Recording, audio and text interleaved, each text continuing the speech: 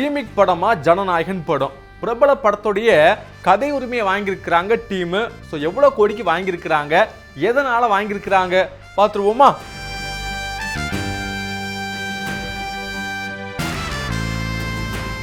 Tamil சினிமாவுடைய top hero அப்படின்னா அது விஜய் தான். அவர் இப்போ ரீசெண்டாக பார்த்தீங்கன்னா ஹெச் வினோத்துடைய படத்தில் நடித்து முடிச்சிருக்கிறாரு. அந்த படம் தான் ஜனநாயகன். இந்த படத்தில் பூஜா ஹெக்டே, பாபி தியோல், நரேன், மமிதா பைஜு, பிரியாமணி அப்படின்னு ஏகப்பட்ட ஸ்டார் காஸ்ட் படத்துக்குள்ள இருக்கிறாங்க. குறிப்பா இந்த படத்துக்கு ஒரு மிகப்பெரிய எக்ஸ்பெக்டேஷன் இருக்கிறதுக்கு காரணம் என்ன அப்படின்னா, இந்த படத்துடைய கேஸ்ட் அண்ட் க்ரூ ரெண்டுமே அவ்வளோ ஸ்ட்ராங்கா இருக்கிறது தான். ஸோ இன்னொரு பக்கம் பார்த்தீங்கன்னா இந்த படத்தோட கடைசி படம் அப்படின்னு அவர் சொல்லிட்டாரு. ஸோ இந்த படம் ரிலீஸ் ஆகிறதுக்கு முன்னாடியே மிகப்பெரிய எக்ஸ்பெக்டேஷன் இருந்துட்டு வருது. அந்த வகையில் தான் இந்த படத்துடைய ரிலீஸ் டேட் எல்லாம் லாக் பண்ணிட்டாங்க.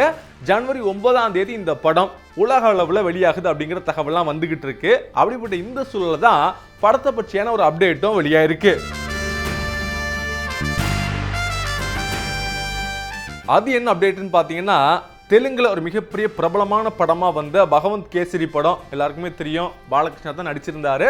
அந்த படம் செம்மையா இருக்கு, ஆக்ஷன் படம். அந்த படத்துடைய தயாரிப்பு நிறுவனத்திட்ட இருந்து 3 கோடி ரூபாய் கொடுத்து அந்த கதை உரிமையை வாங்கியிருக்கிறதாக ஒரு தகவல் வந்திருக்கு. ஜனநாயகன் டீமை பொறுத்த வரைக்கும் முன்னாடி பார்த்தீங்கன்னா ஒரு படத்தை ரீமேக் ரைட்ஸாக தான் வாங்குவாங்க. அப்படி ரீமேக் ரைட்ஸாக வாங்கும்போது ஒரு மிகப்பெரிய காசு கொடுத்து வாங்க வேண்டிய சூழல் ஏற்படும்.